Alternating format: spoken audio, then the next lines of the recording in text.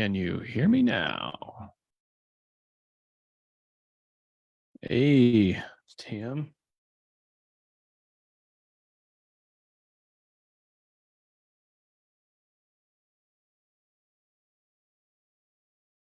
All right. We are streaming live. Sounds like things are flowing to the Facebook page. We got Mr. Scott in his house. First time, long time listener, first time caller type of thing, I'm sure. Joe, I can't hear you. Is it me? No, I just wasn't talking. I was quiet. There you go. I know you're not used to hearing the quietness. Hey, PSA here. Our good friend Mr. Coghill just came down with COVID. So given the 3 to 4 day incubation period, that puts him with us last week. Well, I've already tested twice and I'm good. So unless I magically test again, I should be okay. You tested when you got back? Hell yeah! Okay. My lady wouldn't let me near her. See, it wasn't even a thing for me. That's like didn't even register. I was like, it's so out of my mind now. Oh well, let's get this straight. One of the guys there just tested positive for asbestos. For asbestos, yes, and lead. COVID, and with the 4 day incubation period, he's like, well, that put him around us at the time. Well, it's all right. I made you COVID test as soon as you got home. I know better. Man, I didn't feel well, but I didn't feel COVID sick over the weekend. All right, we ready to do this? I was expecting more people, but we can talk amongst ourselves just fine. I've got plenty of stuff to go through on the Xactimate pricing side. Can you hear me all right? It sounds like it's like thundering outside. Ugh, it's coming down. It's coming down. All right. I don't know. Is this watermark showing up for you guys? Mine shows a watermark, but it shows my email address since it's my weird. I'm pretty sure it doesn't come through in the recording. I'm looking at the live stream and it doesn't look like it's on there. So, all right, let's get this show on the road. 1 minute after. Let me bring this. Where's my other window? Okay, it's just participants. Let's get Miss Sterling in the room, and I'm gonna hit record, and we'll get going. Go in. Where's my record button? I'm gonna stop the share. Where's my record? Oh, now we're recording. Now we're in business. Here we go. Coming back, sharing. What up, Restoration Rebels? This is Andy McCabe, Joe Spears, and a newcomer, Scotty the Body. It is the Restoration Rebel Roundtable for Wednesday, the 3rd of 2023. Wait, 3rd of May 2023. Can't believe it's May already. Yeah, let's do the do here. Agreement number 1, I will protect the value of my services. Offering free services only serves to erode the value of similar services industry-wide. Number 2, I will practice incredible transparency. We're going to talk about transparency in pricing today, vis-a-vis the Xactimate pricing course I took last week. Agreement number 3, I do not believe in competition. The restoration companies in my market are part of my community. I will be an active member of my community. It is our unbreakable unity that will create the change that we strive for. I really enjoyed last week's RIA convention. I felt like that was that was the community. I felt the community. I felt the love. Agreement number 4, I am willing to walk away from any project, client, or contract that is not compatible with my values and stated mission. No relationship is worth losing money, sleep, or my humanity. What say you, rebels? We're here. Hip, hip, hooray. Scott, you're a new guy, so you're going to have to introduce yourself. Tell us where you're at, what you're doing, and yeah, all the good stuff. So my name's Scott Ryer. I live about 50 miles north of Atlanta. I work at WeScope as an estimator. I'm doing their large loss estimating right now. Been in the industry since like 2014, started in mitigation, tearing out drywall, carrying bags of trash, learning the industry, learning the business. Worked my way up, learned Xactimate so that I could stop carrying trash and do something different. One of the things that resonates with me is I don't see competition, and that's something that I've felt for a long time with other people coming out on the job, even given a comparative estimate. I never looked at them with resentment or anything like that. It was always, they're in the same industry I am, just trying to make it support their family. So I just kind of had a respect for that. And there's no super secrets, super duper top secret information here. I used to get it where people wouldn't share their ESX files or even their PDF of their estimates with me because that was proprietary information. And it's like, come on, man. That's no secret. This is a program we all use. It's an open book, but some people just can't get over that portion of it. So yeah, welcome, Scott. I'm glad you're here, man. How long you been in the Rebels? I don't know, man. A couple years. Okay. Yeah. Just from afar.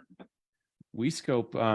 We had some conversations last week at the RIA, and now you are putting up some numbers. It's like 10 million a week estimated, or I'm sorry, a month. 10 million a month. My top month was, yeah. Yeah. Still, that's so fast. That's a lot. You're doing. That's working full time, hammering those keys, bro. That's a grind. All right. Hey, Scott, Yeah. out of that 10 million, how much would you estimate is actually true fire, water, emergency, mold, lead, asbestos, and how much of it is actual build back? Probably, this is a guesstimate, but probably 75, 25, 75 structure, 25 everything else. Okay. So the reason why I inquire is I'm a national insurance broker across the country, and we are down to 4 or 5 insurance companies out of 2,500 that want to write the fire water restoration contractor with a package policy, which means it saves the contractor a lot of money, and they actually insured for everything that they could get sued for, right? Instead of having to buy like a separate liability policy, a separate pollution policy, a separate professional E&O policy for being able to give your advice and opinions. Instead, they let you package it all together as one. But one of the things that's becoming harder is that they want to see about 35 to 40% of that be focused on the environmental portion, and they want to see less of it being the built back. And on top of that, even if you're a general contractor, they don't want you to be subbing it out. So it's crazy to fit you guys into this box that they're trying to pigeonhole me to put you in, when those numbers are not really the reality. I see exactly the numbers you just said. Nobody puts Sterling in the corner. Yeah.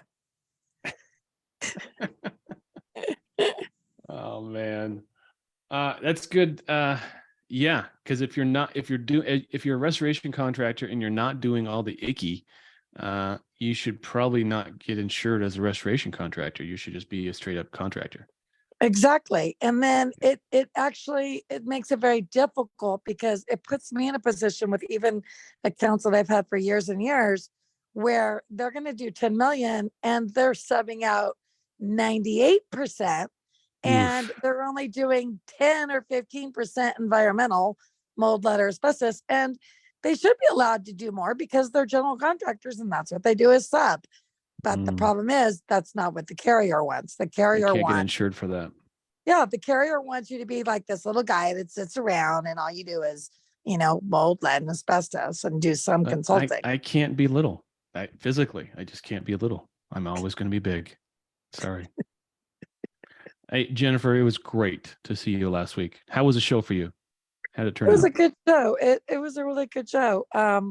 I thought it was a great turnout. I didn't get to see Sunday for the 3:30 Q&A. I was dying to see. How did that go?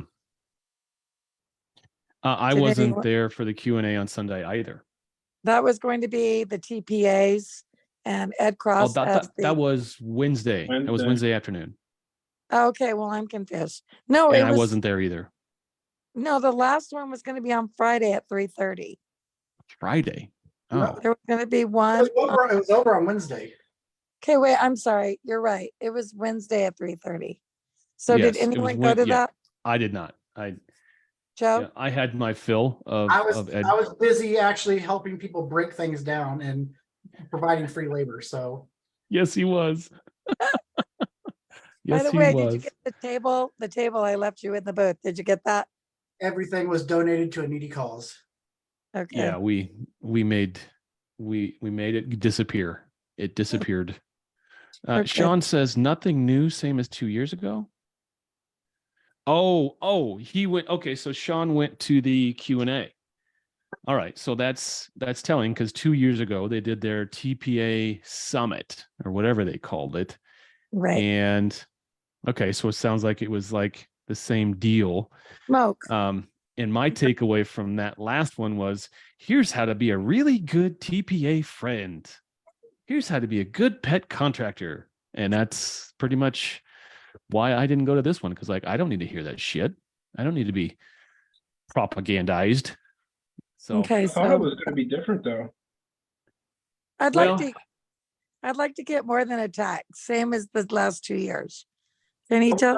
I mean, I didn't go, man. One of the reasons I didn't really feel like going was just because honestly, like all the TPAs they had were not ones that I even interact with ever. So it wasn't like they were going to tell me a whole. I mean, it'd be different if they had like Code Blue there, Sedgwick, somebody like that. But the people they had there were kind of more the outer fringe area people, I feel like.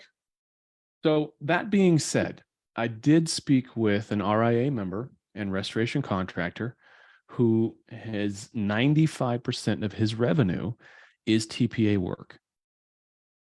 And he is in the 40 to 45% gross profit range, which is not bad. You know, if you ask any regular contractor what his margins are and you say, well, I'm only making 45, he's going to tell you to go cry a river. I think we've gotten spoiled as restoration contractors, especially on the MIT side, where we're pounding MITs out at 65, 70% gross profit, and then trying to replicate that on the repair side. But this guy said he's putting up good numbers. I mean, he was north of 5 mil, I believe, putting up good numbers, dominating his market with the TPAs. And, you know, he said he'd take 40 points all day long. And I think there's a lot of folks that will take 40 points all day long.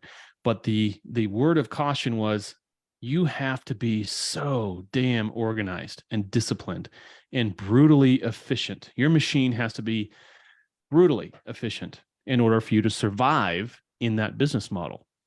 And the plain reality is most of us cannot work our businesses that efficiently. So TPAs are not for us. But there is money to be made if you set it up correctly. You get Joe, you were part of that conversation, yeah? Yeah. I mean, it's like, I mean, it's, you know, one of the things I tell everybody, you know, a lot of the problems that people have with TPAs are they're more experienced writers, people from other companies, where they come into a company that is a TPA office and it's old dogs, new tricks. They want to write the way they're comfortable writing, the way they're used to writing. And they don't want to settle. And then also it's a hard pill to swallow when you're like, well, I'm only going to get paid for 3 days, but we need to let it set for one more day. And a lot of people don't want to see that, but it's one of those that, you have to look at the numbers overall. Is the cost benefit of not having a marketer, not pay referrals, is that still enough to make it valuable or a valuable asset to do, 10% less on each job that it's a TPA job? And So what is that sweet spot? Is it you every get to office is eat different. you get to eat 20% or you have to eat 10%? How much do you have to eat? It depends.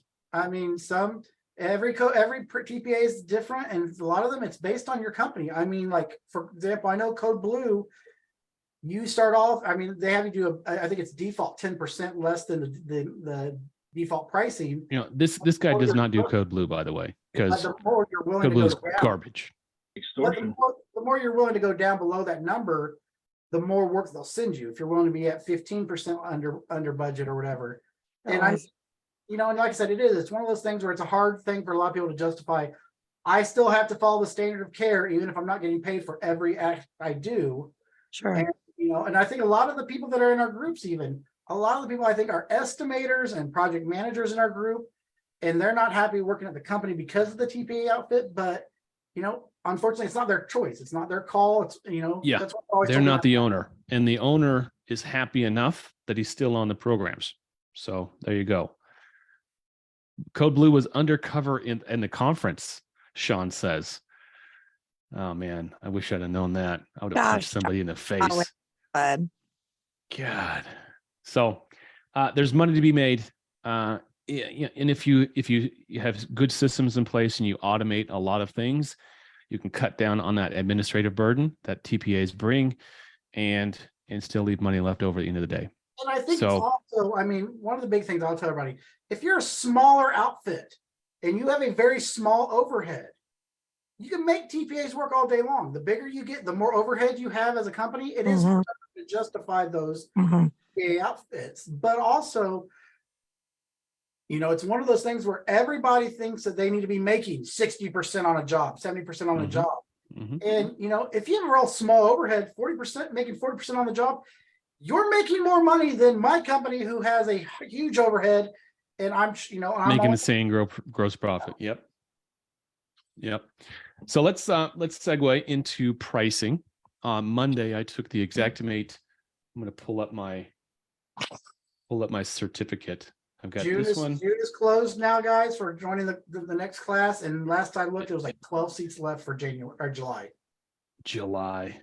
I think, well, I'll tell you why I took this class. Actually, I'm going to show you why I took this class. Right there. That is the sole reason I took this class. That one and this one. I am now a Verisk certified Xactimate pricing consultant. That is going to play so well every time I'm on the stand, every time I'm in deposition.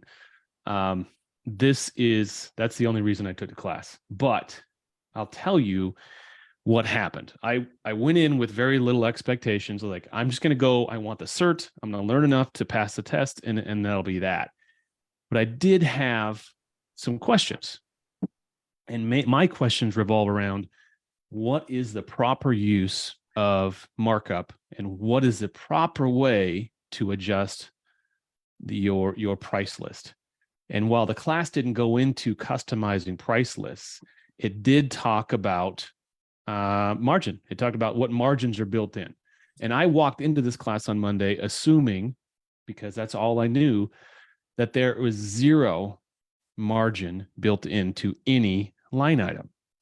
Well, as it turns out, labor is one of those items. There's every line item in Xactimate has three things. It's got materials, it's got labor, and it's got equipment.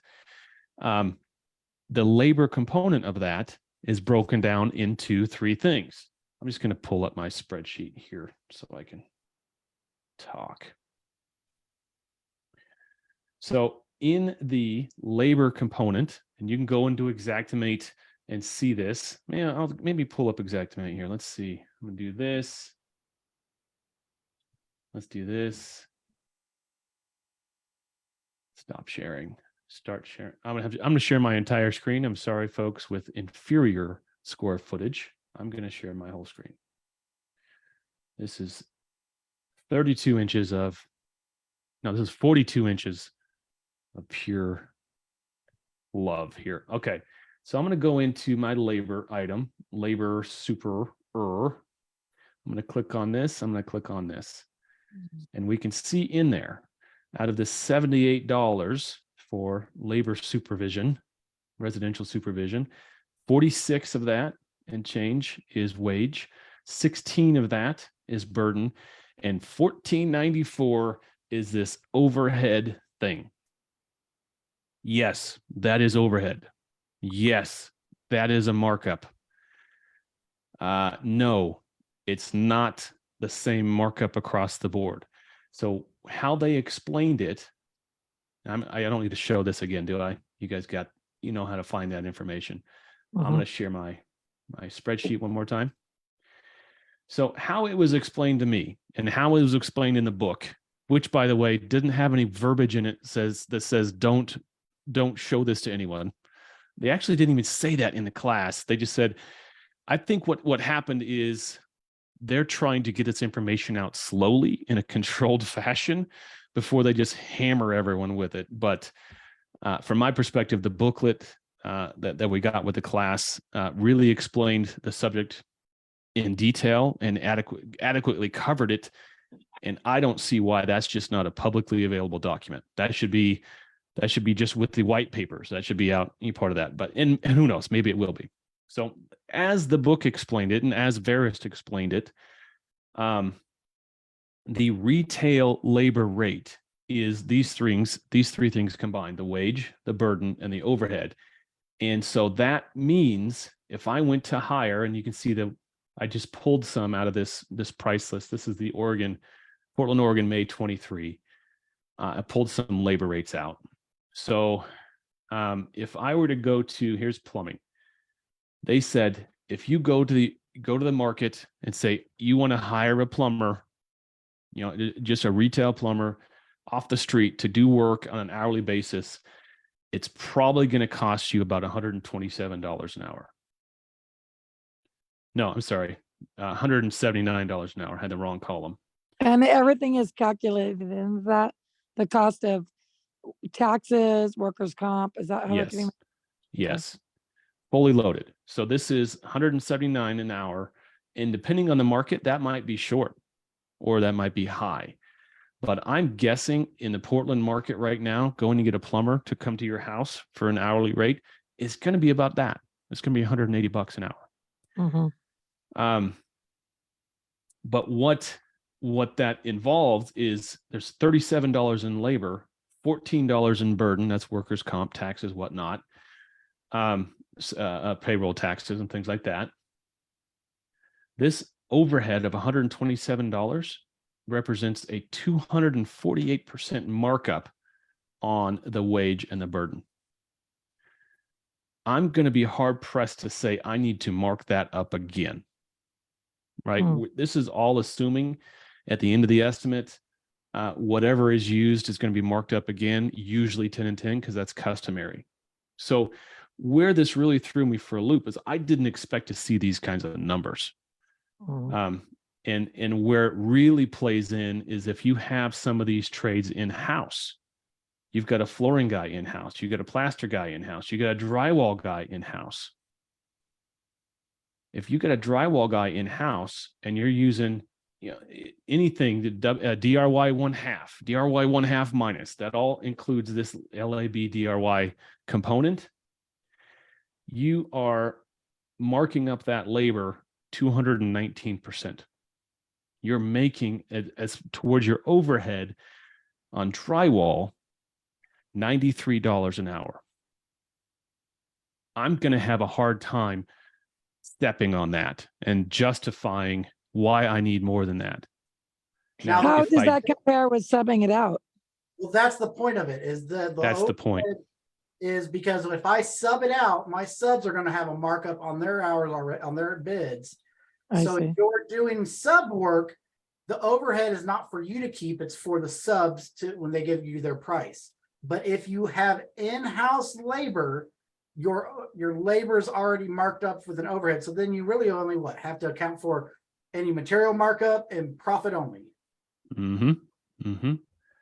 So then when everybody keeps using subs, because it seems like I'm well aware it really trends where, after 2007, everybody was working in-house and then the market tanked and they laid everybody off. And then they started subbing. Subbing became like very dominant. And the conception is, or maybe it's a misconception, is that they make more profit when they're subbing. Maybe less headache, maybe. Definitely less headache. Definitely it's a lot easier for a company and for a company to make money when they don't have to have all the extra overhead built or monitor the extra wages. Well, let's define the terms here. All right. Okay. When you say subbing, I hear taking a sub bid and marking it up, but that's not what's happening. Right. Okay. When I think about subbing, I'm putting, is my screen froze? It looks froze on my side, It's Yeah. frozen. but you can still hear me. Yes. Okay. That'll be fine. I'm trying to stop the share and it's just not. Oh, no, I'm not going to close the program. Zoom's Maybe breaking. allow someone else to share, and maybe I can break the share by grabbing it. Maybe. I mean, Well, now my, most general contractors and most restoration companies nowadays, they're not true general contractors. They are paper contractors. They just have a few people, but and they'll estimate. let me complete my thought because I was, before my computer completely dies here. So when I think about subbing out in this environment, here's what I'm going to do as a contractor. I'm going to write it up in Xactimate.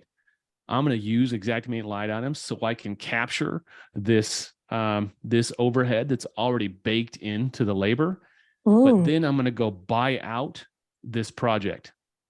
I I'm see. going to go find a drywaller and say, hey, come over here and give me a bid. Come over here and give me a bid. And I know just from my experience using the program that I can make way more money doing it that way. I'm still subbing everything out. I'm not doing anything in-house, but by virtue of me building the estimate in Xactimate with these labor margins built in, these subs, they will always beat your number. You know, here's what I used to do when I was brand new. I would write up my estimate.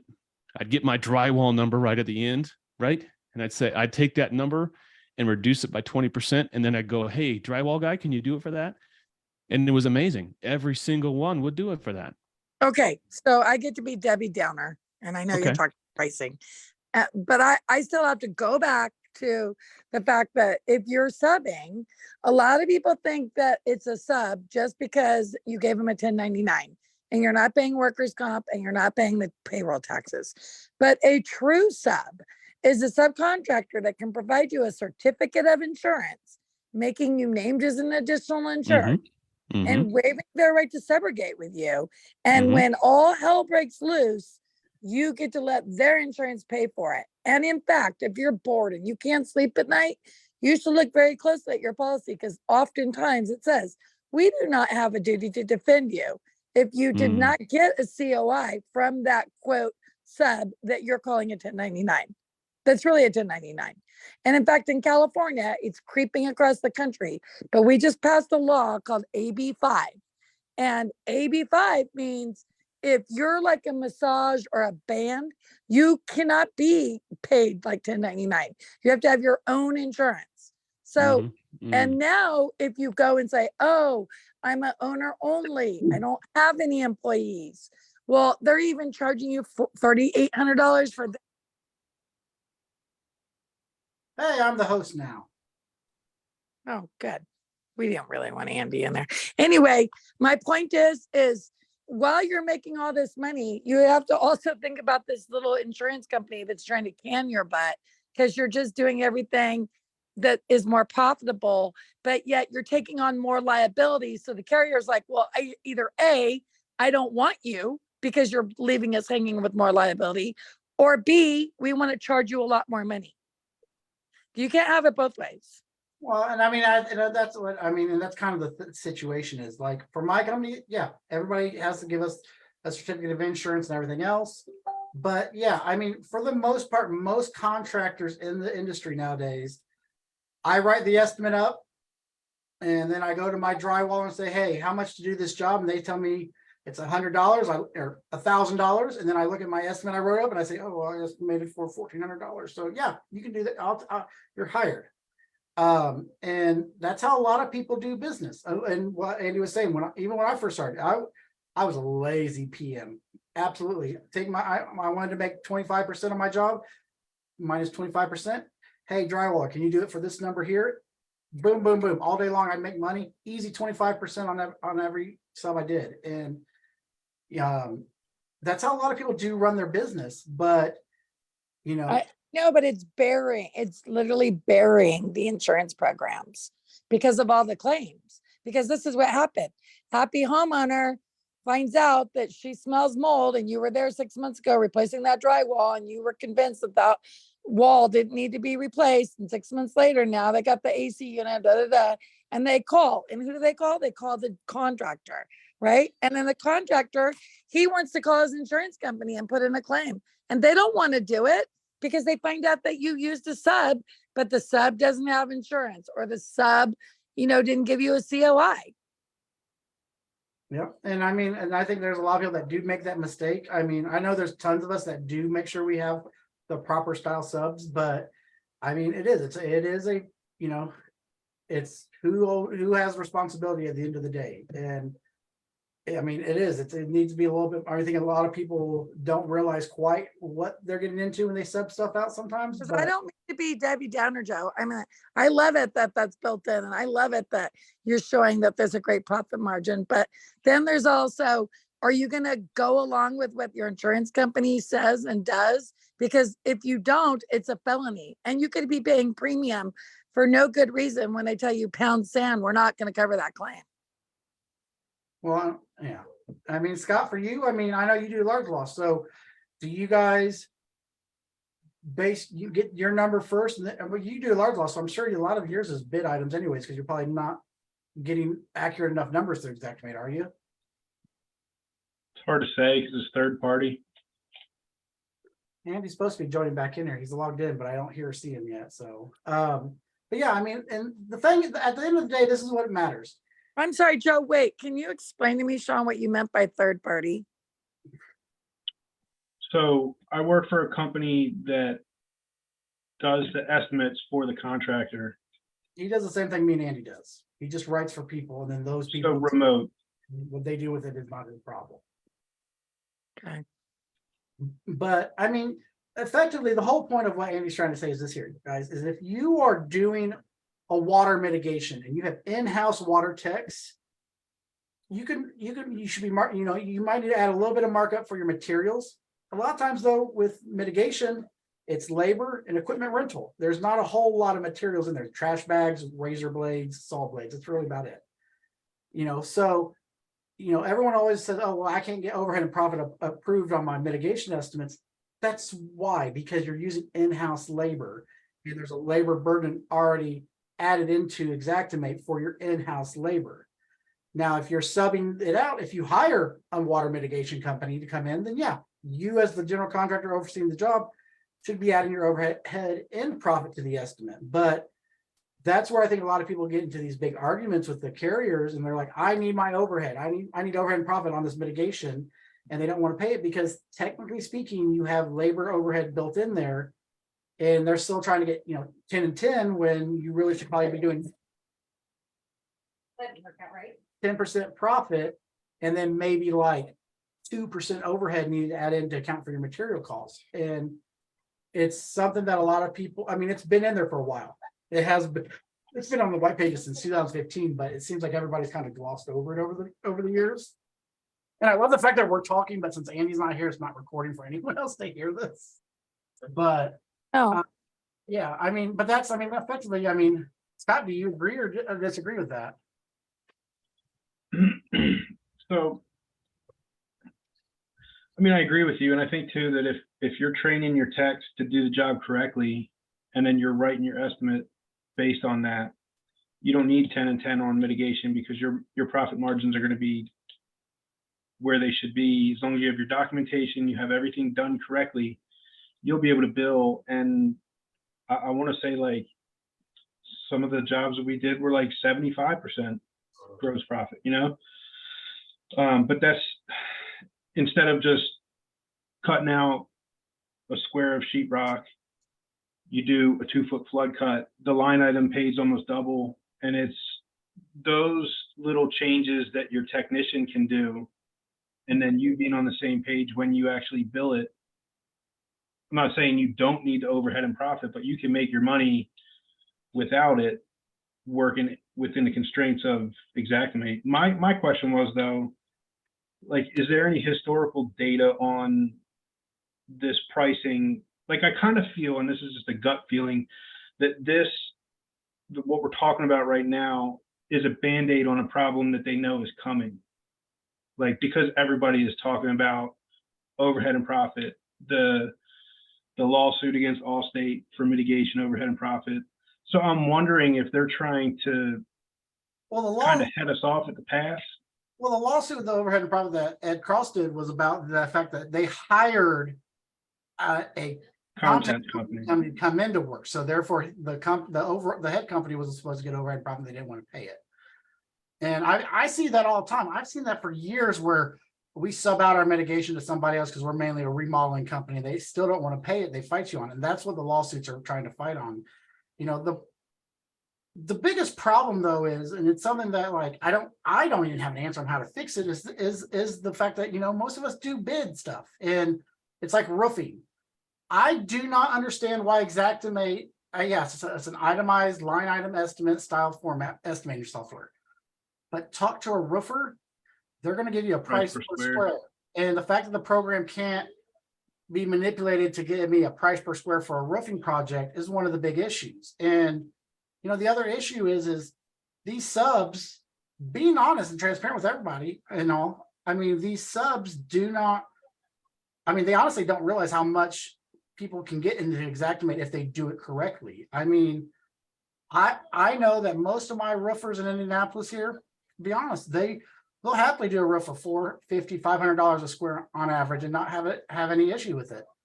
I absolutely can write an estimate though and be at $650, $750 a square and get it approved. And I'm sure, Scott, you've seen this all as well. I mean, I've gotten many times where I've done a job for a roofer and they're blown away and they're like, there's no way this will get paid. And I'm like, that's the insurance world. If you use the system correctly, they don't fight you on it. But Right.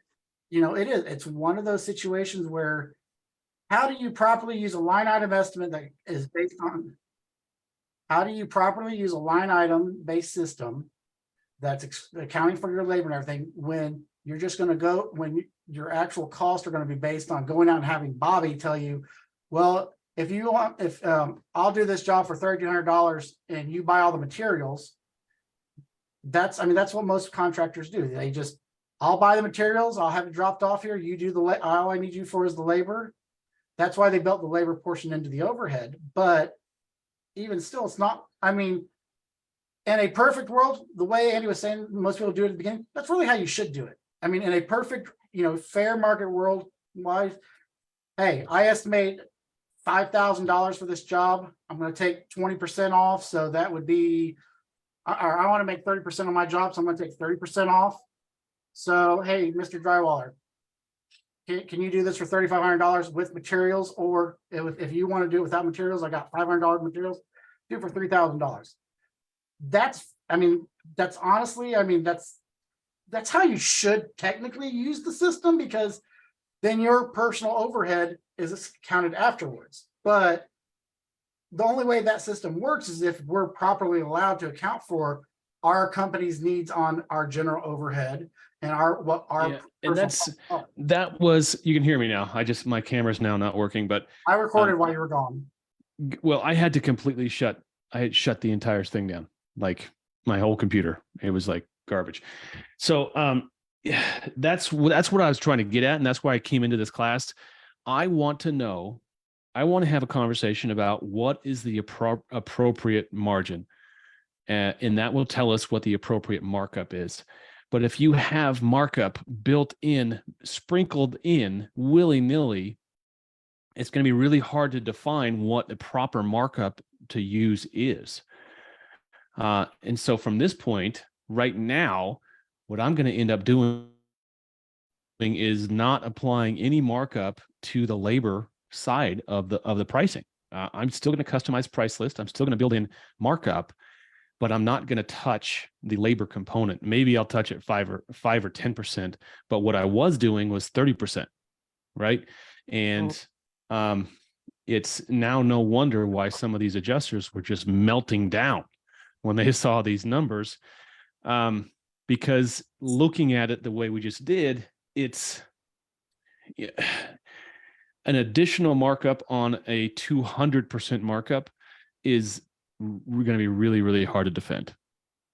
Well, and then okay, so here's a question. You know, here's the thing that I think, and I think Matt touched on it the other, or when we were at the RIA.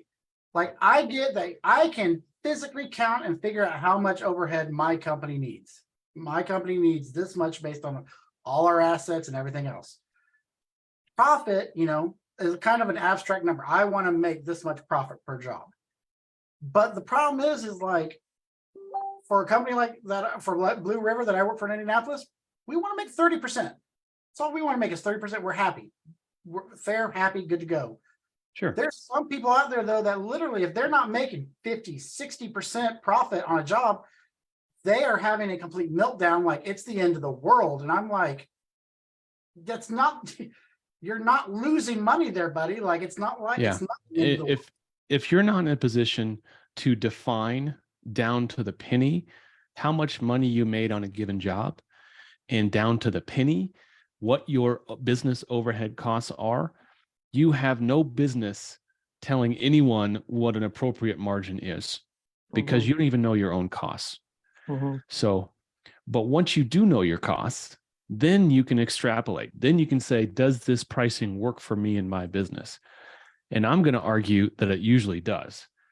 So I want to finish the story. I started, I used to take whatever the drywall or the paint, take 20% off because I knew I was going to mark that up.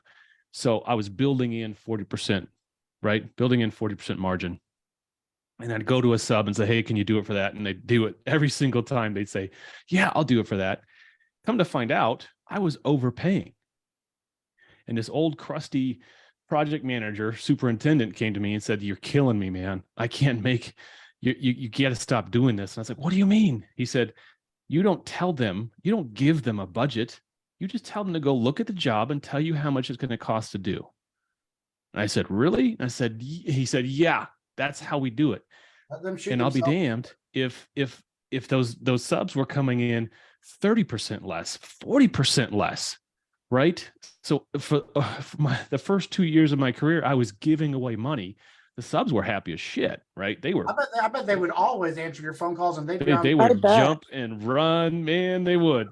That's exactly the same. Like I told them, that's the exact same way I ran when I take my estimate, take my 20% overhead and profit off, and then say, hey, how much, I'll take another 25% down. Can you do it for this much here? And that's with materials and it's a great safe way to build in your margins. But in the real market realities we deal in, the subs were willing to do it for less than that. And don't get me wrong. I wouldn't bid multiple subs against each other. I still had my sub and his number was the number. So, I wasn't trying to grind anyone down, but I also wasn't trying to overpay. Well, it's like you weren't here for the conversation, Andy, but it's like I was telling Scott with roofs.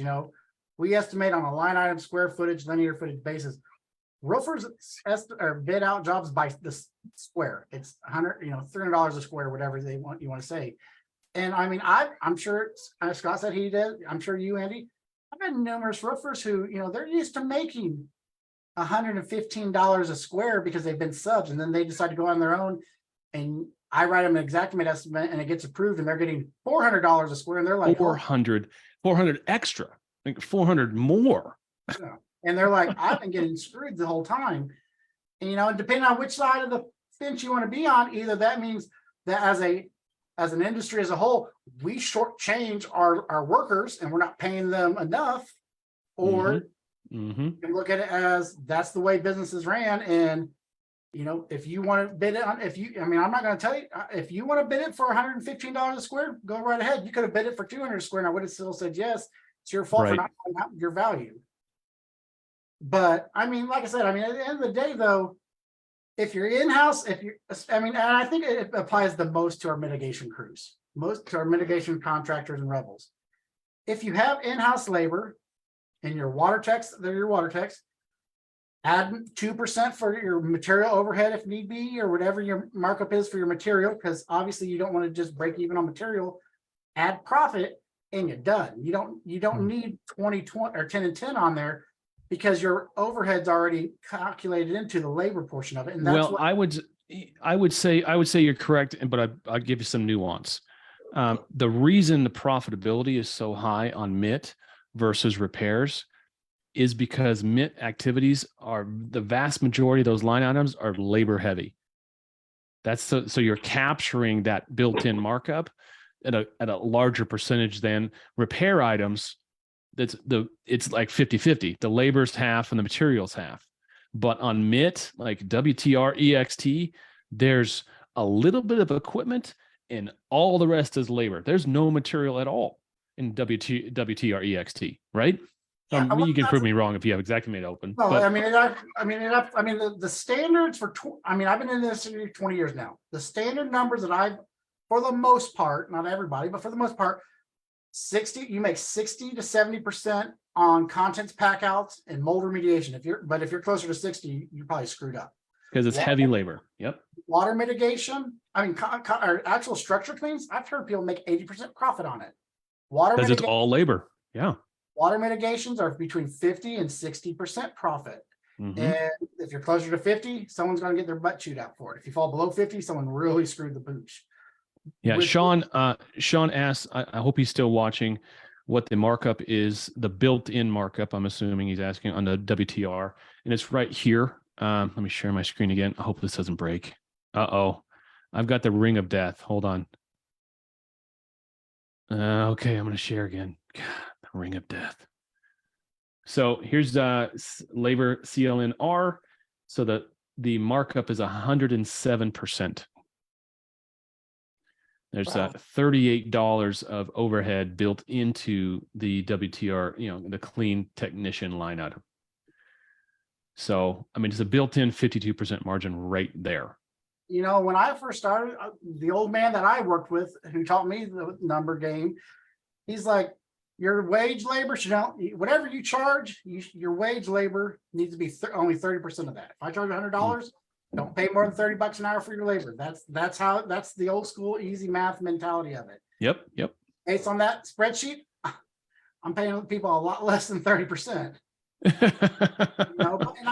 But that's what I'm. Well, what's your wage? What's your I don't think these wages are too far off. It's $25 an hour. Who's in Indiana? If you have no experience whatsoever right now, 10 to $12, $13. But this isn't for a lead water isn't- tech.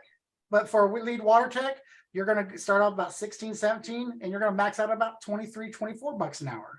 Okay, so it's right in there. Yeah, So this is not supposed to be your lowest paid or an average of your pay. It's supposed to be the highest paid person in that trade. That's what that's supposed to represent. Hey, and can I say something just since we're talking about payroll?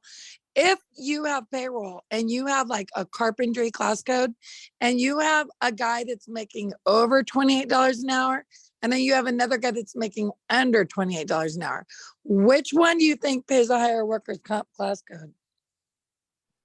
The higher one. Joe? I have no clue. I'll go the other side. I'll say the lower one. It's Sean? Scott, what's your I would have said the lower paid one has less experience, more chance of messing something up. 100%? Scott, check out the big brain on Scott. Okay. Scott, you're absolutely right. So, folks, if you have a shop and you have a guy that's making $26 an hour and his rate is $18 because he's under that threshold, give him a $2 raise, bump him up to 28, and let the workers' comp rate go down to $6. Wow. I'm giving the raise, lowers your cost. That's some ninja shit right there. I know. I like Well, it. I mean, I actually was having a talk with one of our other rebels the other day about this stuff. Ed Cross said it the other day. I don't know if it's true or not, but Ed's pretty damn smart, so I'll trust him. He said that the wage rate in Xactimate, the actual wage rate itself, not the burden or the overhead, the wage rate, is supposed to be on what you would consider paying a person with 8 years of experience for that trade. Which Right. How many shops have a water damage technician that's been there for 8 years? Sadly, First off, you can work at McDonald's in California for $25 an hour. So I don't know. Exactly. But here's what's even more sad, and this is what me and the one of the rebels found out was they're an estimator project manager for the water division. On an hourly rate basis, they make about $28 an hour. Effectively, they are I consider them way underpaid, but they're on salary. if you're making only, but you're on salary, but here's the thing is most water tech managers make about $52,000 a year, which divided by, that's $1,000 a week. That's what's that per hour? That's $25 an hour. You know how many labor supervisors people charge for on these estimates, and the wage rate that they're paying that supervisor is within the labor burden of the mitigation labor rate. Like they're just making killings on these numbers and they don't even realize it. Well, yeah, the wage here for residential supervision is $46 an hour. That's the wage. I took us out of that. And I think I think the biggest detriment to the industry is that, the whole point of an average is half the people are less, half the people are more, but nobody wants to say I'll do a job for less because I have less overhead or less, I don't need to be making that much. So everybody thinks that the default is your starting point and you can only go from there. And people seem to think just because I see Andy's company do this job for $6,000, I should be paying $6,000 for it too. And it's the system of our industry on what is a good number for a project, because everybody's always trying to make the numbers that the big companies make because they know they can get paid that much money. And that's where I think this, I think Xactware they've gone down a road with this overhead function of labor that they're going to have a hard time walking back. It's, they've built in so much. Yeah, that's not going to happen. Yeah, I think that the intent behind the overhead portion of labor was good and pure, but now it's not a reflection of actual contractor costs anymore. It's an opinion on what the retail rate is, and the surveys and everything else. I think they've just gone too far afield, and at some point, I would love to see this overhead portion, like you just said, Joe. Give me a checkbox, give me a toggle switch to turn that off. You have inside, and then we can talk pure margins and pure markup. Well, and that's also exactly, because not only that, but even if you go state by state, we have minimum wages that are significantly different. So even if you hire an entry level water tech, I don't know unless they have a base. Price list is based on the average in that area. So okay, the hourly rate. It's not average. It's median. It's median. But here's the problem is, and I mean, the problem is this here is how I don't understand how Xactimate can get a fair value price for labor and stuff like that. I have no clue what a proper hourly rate for a drywaller is. Not a damn clue, because but some people do. But that's the thing is, majority of people, hey sub, how much you want to do this job for? If I say I need an hour, I need a breakdown of your hours. They're gonna say that's not how I run my business. Like I did a job. Right. So how do you? I would love to see how they are actually figuring out what the hourly wage burden is for a lot of the stuff, because I mean, some people will know, yes, but a lot of people that I know and I talk to on a daily basis, I mean, it's like asking a roofer, hey, well, it's $115 a square. I don't have any clue how. That doesn't tell me how many guys he's going to have or how many hours. I'll get it done probably 2 days, $115 a square. That's what I want. That's all that. Yeah, the piecework model doesn't work when you're trying to survey for pricing. But it's at the end of the day, this is the best solution. All right, this is the best answer to the question that's almost impossible to answer. Is what is the right price? And so what they've always done and what I've seen over the years, they always default to cost. What's the actual, how close to the actual cost in each market can we get? And it's never going to be perfect, but I'll be damned, it's pretty close. If you're looking at just straight costs and labor notwithstanding, it's pretty close. Yeah, we got a cleaning wage, a water damage tech wage of $25 an hour. And so maybe the real number's 20, but it better not be 18, because that's not what my experience says these guys should get paid, with 8 years of experience. Right. So my ultimate takeaway was the system works, and they're doing their due diligence. They are doing everything they can to get feedback, to actively survey the markets, to answer. If you send, I don't know if they're going to give me, I don't think they'd like me giving this email address out, so I won't. But if you have the email address, you can send feedback directly to the pricing department. No, And they no, will pricing answer at you. Xactimate.com is open for anybody to use, because Joe doesn't mind. you can Okay. I email them all the time. If you have a question on the best line item Okay. to use, email pricing at Xactimate.com. They'll give you their answer. If Okay. you have a suggestion, you can use it. Yeah, and they are begging for feedback, right? But the problem that I've seen is this overhead function of labor has become their market adjustments that they can't quantify any other way, right? So if workers' comp and Social Security rates went up, they could calculate that, and that burden would go up. Or if actual wages paid went up, they would reflect that in the wage portion. But all the squish and all this feedback they're getting was, well, it should be $127 an hour for a roofer. That's or $168 an hour for a roofer, with $127 of squish. That's you guys see this, the bottom one, the roofing, Which is why they don't want- 316% markup. Which is why on a roofing estimate, they don't want to play overhead and profit for most people, because it's a single trade and there's so much markup already on the labor side there. On the labor side. Yeah, But- so but not looking when at they're- that, Not when they're forcing you to use DMO rates on the removal, though. it's true. I would like to see what the DMO breakdown is Yeah, compared. and I would, well, you can do it. You got Xactimate. Just pull it Yeah. up. But Anyone can do this at home, right? Just do this spreadsheet at home with your market. And, that's the first thing I did in class. When I saw that, I started writing it down in class and started doing a spreadsheet in class with Xactimate open, because I was like, I wanted to know what is this thing? Well, I'm going to give a very heated opinion here, I guess you would say. And Bring the well, heat, brother. Bring the heat.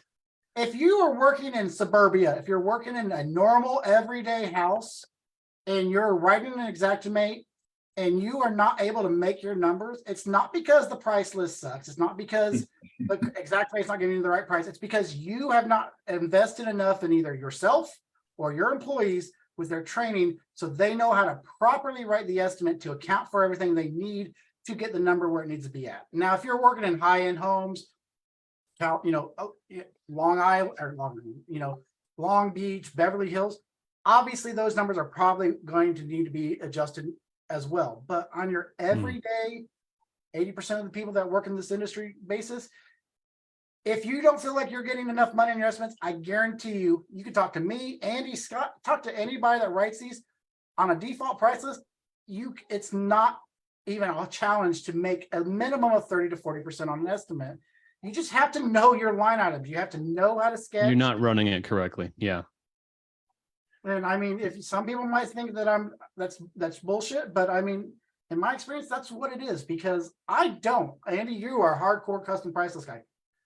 And I'll tell everybody, I use default price lists, and I have no issues with it whatsoever. If my materials are off, I can update my component list. My labor, I've never had. Well, I'm a purist. I want to shoot for a solid gross profit number, which puts me into a solid markup number that I will use across the board. Because if I can back into the gross profit number I need using simple percentages, right? I need 10% for profit, and I need 20% for overhead, right? My business overhead. Or if my business overhead is 25%, but I still need 10% per profit. What is that? That's 35% gross profit I need. I can do the straight math on my handy dandy markup calculator right here and say, I need 55% markup. And then I say, okay, I'm already getting 10 and 10, so that's 20. So I need to find another, 35% somewhere. So I'm going to go mark that stuff up. But with this new information, I'm going to mark up the materials, and I may or may not mark up the equipment, but I'm probably not going to mark up the labor because the labor is already baked in. So you said new information, and this is something that I had asked when you weren't here, but is this a new change, or have they always had this kind of overhead built into the pricing? They've always had it. It was just new to me. Let's say new to me. It's not a new way for Verisk to figure things. They just explained it in a way that really clarified it for me. Well, In that there's real margin. Here's hang on real quick. Go ahead and ask your question. I'm going to steal your screen for a second, Andy, and I'm going to. Go ahead.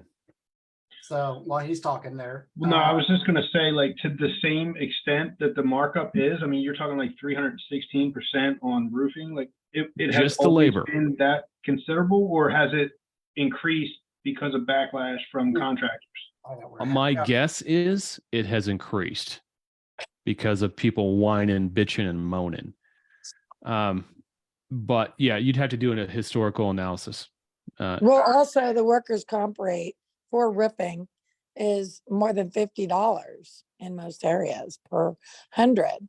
So, you're taking on a roofing job. And if you're being a true contractor and you're using the roofing class code, which a lot of guys don't on their workers' comp policies, that would dictate that kind of profit. Well, and I mean, here's the thing is I think everybody glosses over it for whatever reason here, but I mean, here's the Xactimate white papers, guys, from 2020. And it even says, right about here, job personnel overhead also include, hang on, where's it at here? Where's it at here? I always forget. It's right in this section here. If the worker is being subcontracted, if the work is being subcontracted, then the expenses commonly overhead and profit. So right there, these expenses will be incurred either by the general contractor using employees or by a subcontractor, depending on who's actually performing the work. Yeah. So that is a markup.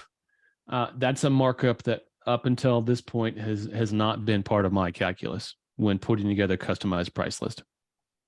And so I've got 3 or 4 files in PA and or legal support or litigation in one way, shape, or form. We've got a couple that are going to mediation and then probably trial. You better soon.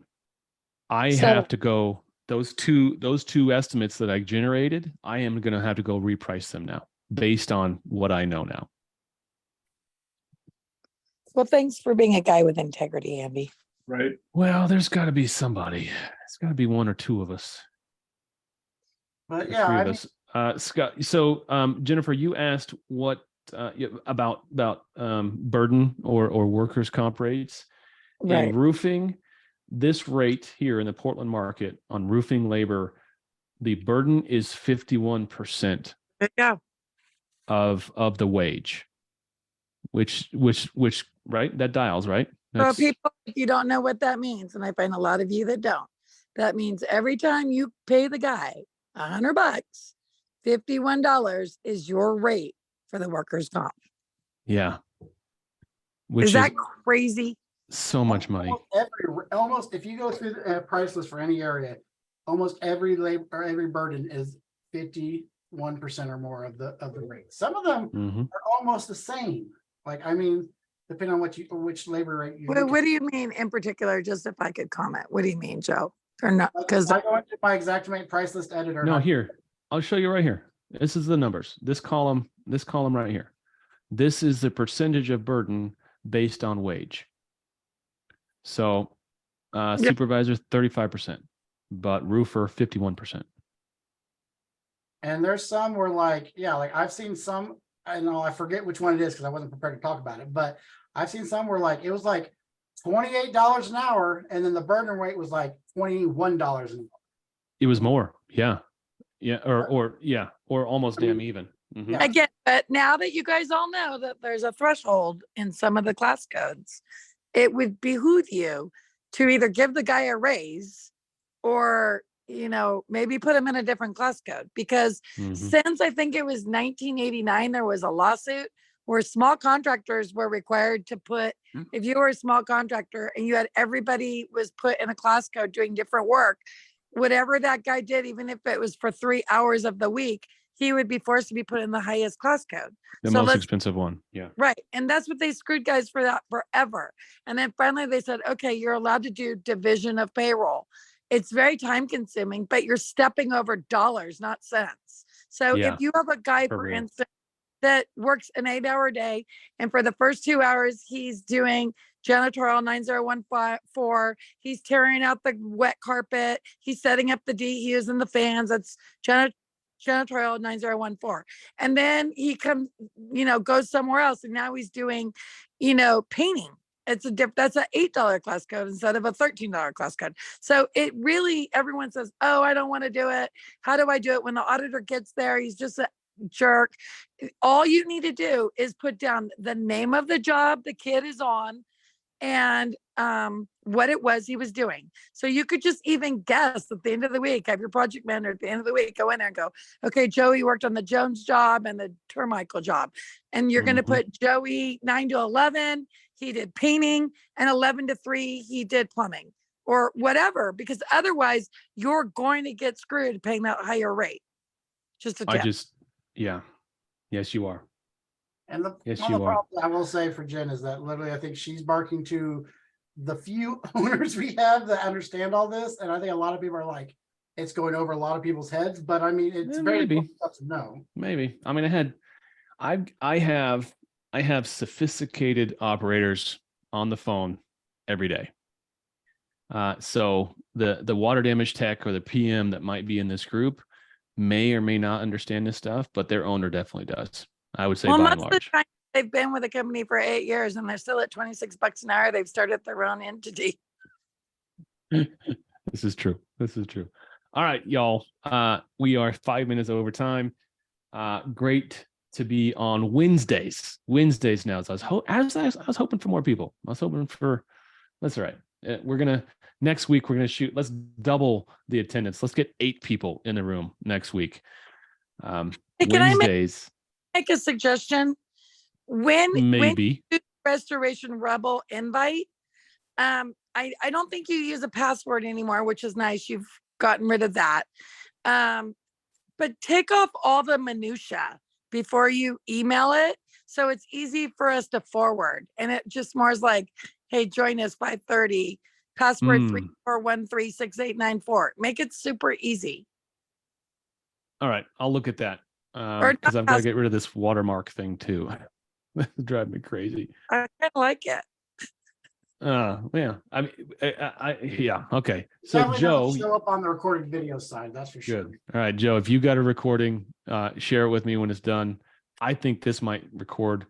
Otherwise, I'm going to just download the whole video from Facebook when it's done, and we'll go that way. We'll see you guys next week. Scott, how are you, man? You good? You going to come back? Mm-hmm. Didn't scare you? I like it. Good. Now I'm stuttering, so I'm just going to say goodbye, all y'all. Good night. Good night. Good night.